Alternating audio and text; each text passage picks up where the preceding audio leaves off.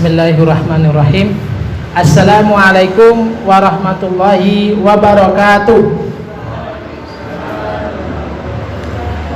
Yang saya hormati Ibu Hajah Zuhrijah selaku Ketua Yayasan RA Sunan Ampel. Yang saya hormati para ustadz dan ustadzah yang hadir pada kali ini. Dan hadirin sekalian, alhamdulillahilladzi anzala ala abdihil kitaba wa lam yaj'al lahu iwaja qayyiman liyunzira ba'san shadidan min ladunhu wa yubashshiral mu'minin alladzina ya'maluna sholihati anna lahum ajran hasanah. Allahumma shalli ala Muhammad wa ala ali Muhammad. Rabbi shrah li sadri wa yassir li amri wahlul 'uqdatam min lisani yafqahu qawli. Alhamdulillah, puji syukur kehadirat Allah Subhanahu wa taala. Pada pagi yang berbahagia ini acara pelepasan ya peserta didik 2021-2022 RA Sunan Ampel. Bapak Ibu sekalian dirahmati Allah Subhanahu wa taala, puji syukur kehadirat Allah ya, berkat hidayah dan inayahnya kepada kita. Pada pagi hari ini kita bisa melaksanakan agenda tahunan ini secara lancar, alhamdulillah. Salat serta salam kita haturkan pada junjungan kita Nabi besar Muhammad sallallahu alaihi wasallam. Baik Bapak Ibu sekalian, alhamdulillah ya, tadi saya lihat adik-adik luar biasa penuh semangat. Saya ingin coba sapa dulu adik-adik nih. Halo adik-adik. Ya. Halo, cek. Ya, siap menyambut kita bernyanyi bersama ya. Coba Pak Nur ingin menyapa dulu adik-adik dulu nih. Siapa nama Tuhanmu yang Esa? Allah. Nah, gitu ya, kurang keras. Siapa nama Tuhanmu yang Esa? Allah. Tuhan yang tak beranak dan tak diperanakan. Siapa nama Tuhanmu yang Esa? Allah. Bagus sekali. Lagi next. Siapa nama nabimu yang agung? Allah. Nabinya kok Allah lagi ya? Nabinya Muhammad. Siapa nama nabimu yang agung? Muhammad ya, gantian ya. Tadi kan siapa nama Tuhanmu yang Esa? Allah. Tapi kalau siapa nama nabimu yang agung? Muhammad. Oke, cek saya lagi. Siapa nama nabimu yang agung? Sekali lagi. Siapa nama nabimu yang agung? Muhammad. Nabi yang baik hati, jujur dan bijaksana. Siapa nama nabimu yang agung? Muhammad. Alhamdulillah. Tadi adik-adik tampil dengan melantunkan ya, membacakan, menghafal hadis-hadis pendek. Bapak Ibu sekalian, alhamdulillah, itu merupakan nikmat terbesar adik-adik ya, Bapak Ibu sekalian. Bayangkan dalam hadis Rasulullah, barang siapa yang hafal 40 hadis, kelak akan dibangkitkan di hari kiamat bersama golongan para alim ulama. Jadi cukup hafal 40 hadis. Tadi adik-adik sudah berapa hadis ayah bunda? Kira-kira 10 ya, berarti kurang 30 lagi ya, nanti di jenjang berikutnya. Alhamdulillah, tadi sudah banyak disampaikan oleh Ibu Somad tentang karunia seorang anak ya. Jadi anak ini digambarkan dalam Al-Quran sebagai perhiasan Bapak Ibu sekalian. Dalam surat Al-Kahfi dikatakan, al-malu wal banuna zinatul hayati dunya wal baqiyatus salihati khairun inda rabbika thawaban wa khairun amala. Jadi memang Allah mengaruniakan anak kepada kita semuanya ini merupakan sebuah perhiasan Bapak Ibu. Makanya kita bahagia dengan hadirnya anak-anak di rumah kita ya. Sebagaimana juga para nabi itu sangat bahagia sekali dengan hadirnya seorang anak. Ya, jadi anak ini merupakan anugerah dari Allah Subhanahu wa taala. Seperti halnya Nabi Zakaria dengan putranya Yahya. Ketika dia berdoa gimana? Ya Zakaria, idnada rabbahu rabbi la tadarni fardaw wa anta khairul warisin. Ya, itu adalah doanya Nabi Zakaria ketika memohon anak. Maka ketika kita saat ini dikaruniai seorang anak atau beberapa anak ya, itu merupakan nikmat dari Allah Subhanahu wa taala. Tapi yang belum dikaruniai anak jangan berputus asa untuk berdoa. Sebagaimana doanya Nabi Zakaria tadi. Rabbi la tadarni fardan wa anta khairul warisin. Ya Rabb, jangan biarkan diriku sendirian tanpa keturunan, sedangkan engkau adalah ahli waris yang terbaik. Itu adalah doa Nabi Zakaria yang akhirnya dikaruniai seorang anak bernama Nabi Yahya. Bapak Ibu sekalian dirahmati Allah Subhanahu wa taala, anak ini merupakan nikmat atau ujian Bapak Ibu? Ujian, ya. Satu sisi adalah sebagai nikmat, satu sisi sebagai ujian, ya. Nikmat dari Allah Subhanahu wa taala. Bagaimana kita menyikapi nikmat? Ya. Kita lihat ya, ada yang sudah dikaruniai anak, ada yang belum, atau ada bahkan yang belum dikaruniai jodoh, ya. Jadi memang tingkatan kita harus tetap selalu bisa bersyukur Bapak Ibu sekalian. Yang sudah dikaruniai anak tetap bisa bersyukur, yang belum dikaruniai jodoh juga bisa bersyukur, ya. Yang jomblo juga bisa bersyukur karena diberikan kesehatan dan sebagainya. Maka caranya agar kita bisa digolongkan ahli syukur ketika dikaruniai anak adalah dengan cara bersyukur dengan dua cara. Yang pertama adalah kaulan, ya, dengan apa? Ucapan. Dengan apa Bapak Ibu? Ucapan. Alhamdulillah, ya Allah, alhamdulillah saya dikaruniai anak yang saat kali ini merupakan sudah lulus TK yang akan masuk ke jenjang SD dan seterusnya atau MI, ya. Dengan cara bersyukur. Yang kedua dengan cara bito'ah, dengan cara meningkatkan ketaatan kita kepada Allah Subhanahu wa taala. Jangan sampai dengan hadirnya anak-anak di rumah kita malah melalaikan kita dari Allah Subhanahu wa taala. Allah memperingatkan dalam Al-Qur'an, ya ayyuhalladzina amanu la tulhikum amwalakum wala auladukum an dzikrillah. Wahai orang-orang yang beriman, janganlah engkau palingkan, ya, bersebab dari harta dan anak-anakmu dari mengingat Allah, dari agama Allah. Jangan sampai kita dikaruniai anak kita malah kita lalai dari Allah Subhanahu wa taala. Sisi yang lain Bapak Ibu sekalian, bahwa anak merupakan ujian, ya. Ada yang dikaruniai anak sehat Bapak Ibu. Makanya anak sehat itu merupakan karunia yang terbesar bagi seorang ayah dan bunda. Saya merasakan sendiri Bapak Ibu sekalian, ya. Jadi memang kita harus banyak bersyukur melihat orang-orang yang mungkin dengan segala kekurangan itu adalah titipan, ya, titipan dari Allah Subhanahu wa taala. Bagaimana kita merawatnya, diberikan amanah. Kalau memang titipan Bapak Ibu, kita bisa request nggak kira-kira? Ya Allah, saya minta yang laki-laki, sehat, ganteng, soleh. Itu permintaan kita. Tapi Allah mengaruniakan kita sesuai dengan kehendak Allah.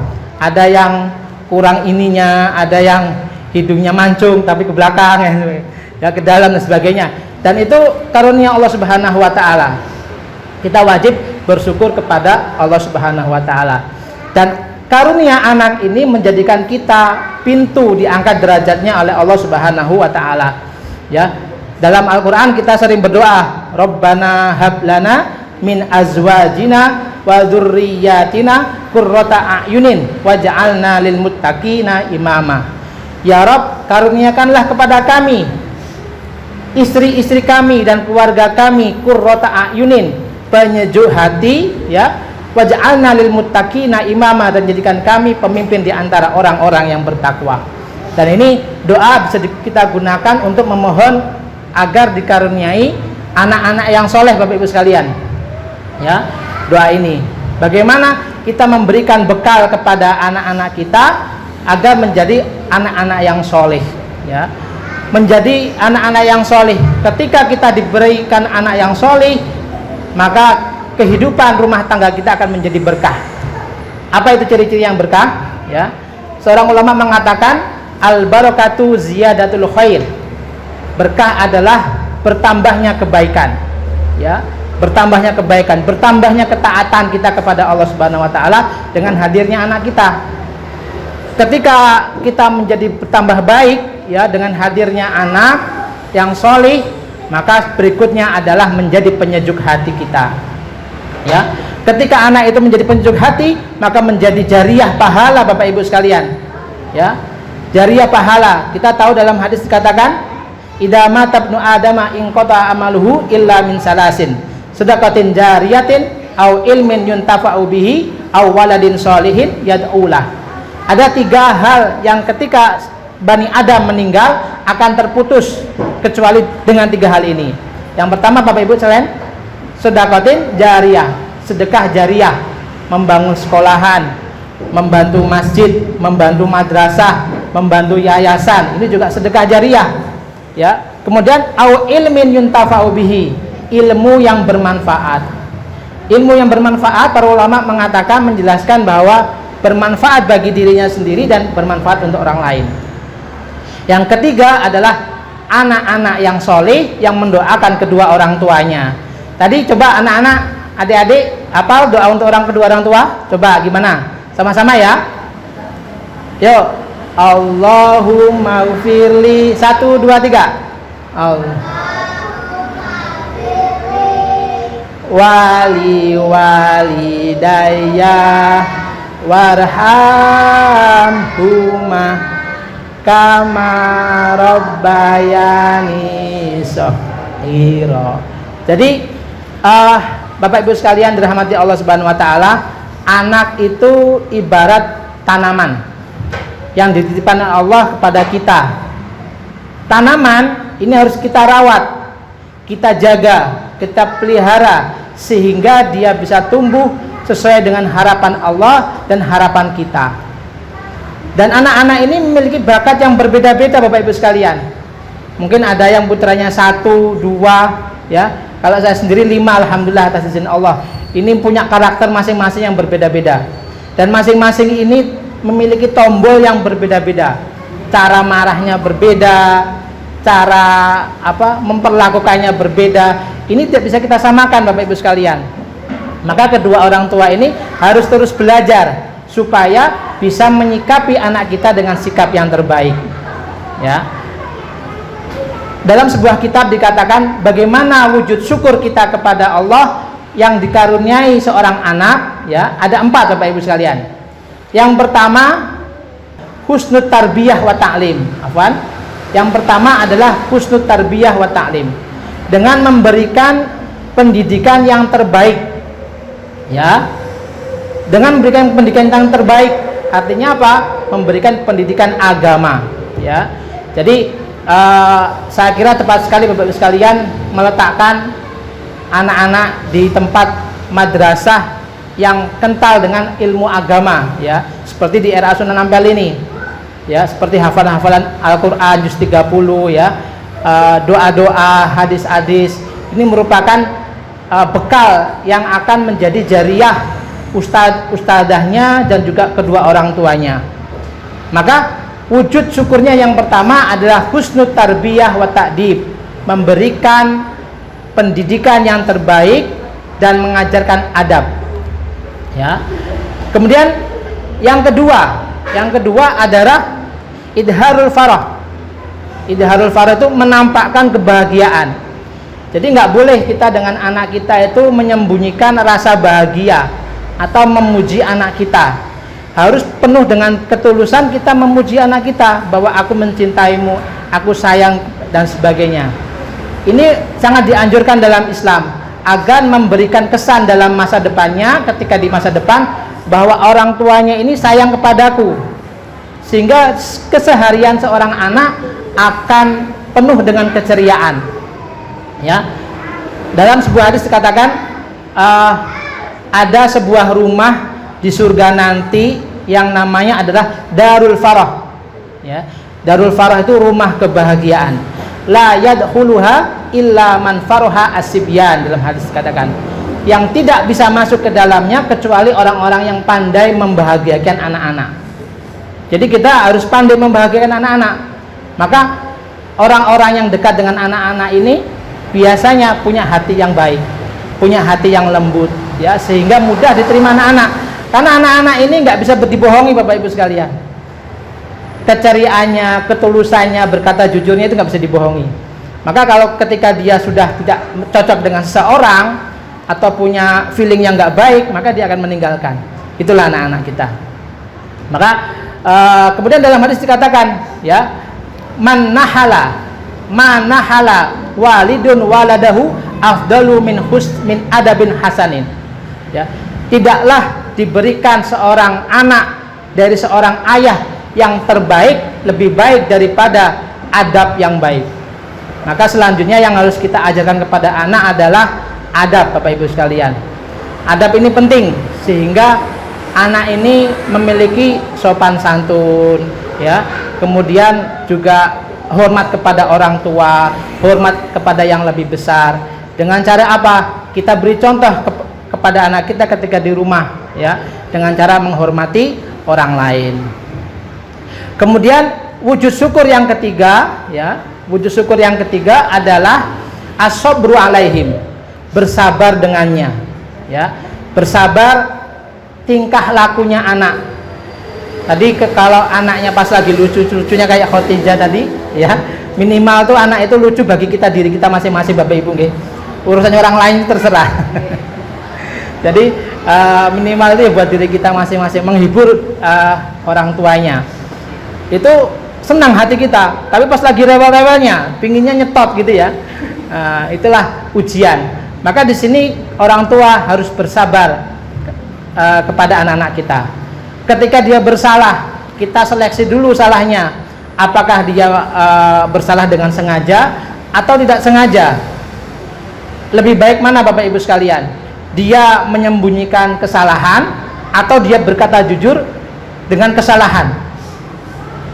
Maka kalau saya menerapkan, kita harus bisa menerapkan, lebih baik kita menghargai kejujuran seorang anak daripada kita menghukum seorang anak secara membabi buta, ya, tanpa hanya dia harus jujur. Ayah, saya tadi memecahkan piring.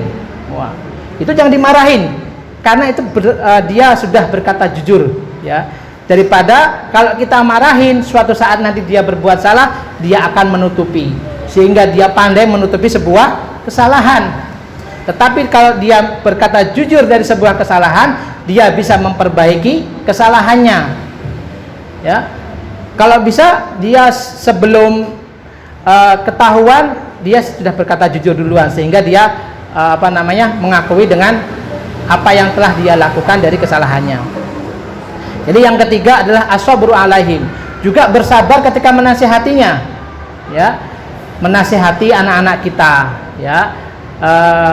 Yang baik, ngajinya yang terenten, ya. Kemudian sholatnya jangan ditinggalkan, ya. Pondasi yang utama adalah mengajarkan, Bapak Ibu sekalian, tadi Tuhan kita adalah Allah, ya.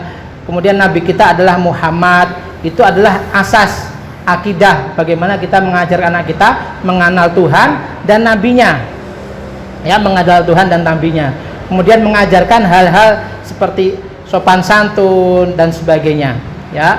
As-sabru alaihim, sabar memberikan nasihat, juga sabar terhadap kesalahan anak-anak kita. Kemudian yang keempat, yang terakhir, Bapak Ibu sekalian, adalah ta'limul ilmi an-nafi', mengajarkan ilmu yang bermanfaat, ya. Contoh, mengajarkan surat Al-Fatihah, mengajarkan bismillah. Bayangkan, Bapak Ibu sekalian, kalau seandainya anak kita ini bisa baca bismillah, bisa baca Al-Fatihah berkat dari orang tuanya secara langsung, dia akan mendapatkan aliran pahala sampai dia besar ketika setiap membaca bacaan dalam sholat surat Al-Fatihah, ya, surat Al-Fatihah dalam sholat. Maka ketika anak ini bisa baca Al-Fatihah berkat orang tuanya, otomatis dia akan mendapatkan pahala, ya, akan mendapatkan pahala. Cuman terkadang memang orang tua itu ya nggak sama, ya. Maka kalau seandainya kita belum bisa memberikan ilmu agama yang terbaik, sekolahkan di tempat-tempat yang memiliki basis agama yang kuat, ya, seperti di RA Sunan Ampel maupun di yang tempat-tempat yang lainnya.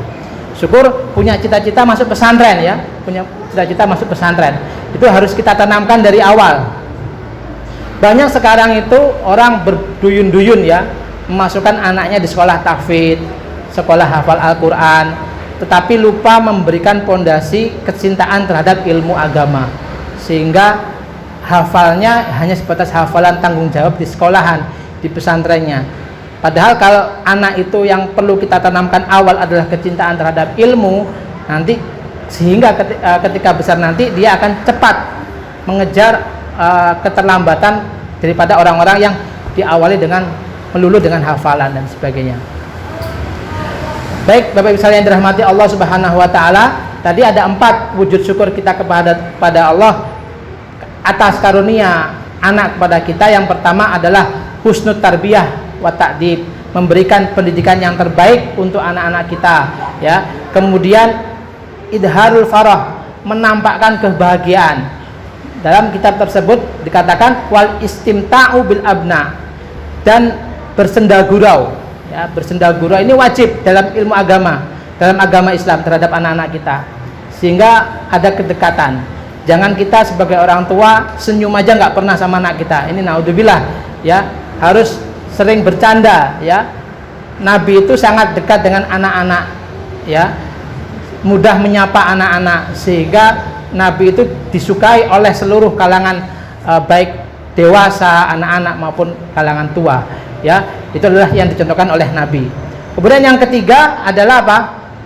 Yang ketiga adalah asobru alaihi, bersabar atas anak-anak kita, entah itu karena kesalahan, ya, dan bersabar menasihati. Dan ini nggak mudah, ya, nggak mudah. Terkadang kita terpancing, astagfirullah, ya, kembali ke jalur lagi. Itu wajar Bapak Ibu sekalian. Yang penting kita berupaya terus belajar agar kita menjadi orang yang bersabar dalam mendidik anak-anak kita. Kemudian yang keempat, yang terakhir, mengajarkan ilmu agama. Kalau nggak bisa mengajarkan sendiri, maka melalui orang lain, melalui lembaga, ya, melalui lembaga. Karena ilmu ini sangat penting. Ilmu itu cahaya. Kalau ibarat sekarang itu adalah GPS, ya. Saat ini kalau kita mau pergi kemana-mana, kalau kita punya alat yang bernama GPS, kita akan tenang Bapak Ibu sekalian, ya. Dan itulah ibarat ilmu. Ketika kita dewasa menjadi tempatnya kembali, ya, yang mengingatkan kita dan sebagainya. Baik Ibu sekalian, alhamdulillah pada siang hari ini kita bisa melaksanakan pelepasan peserta didik dari RA Sunan Ampel. Semoga putra-putri dari adik-adik ini, ya, dari Bapak Ibu sekalian menjadi anak-anak yang solih dan solihah. Dan alhamdulillah termasuk putra saya juga masuk di sini menjadi salah satu yang akan masuk di jenjang berikutnya, masuk di pelepasan RA Sunan Ampel Bapak Ibu sekalian.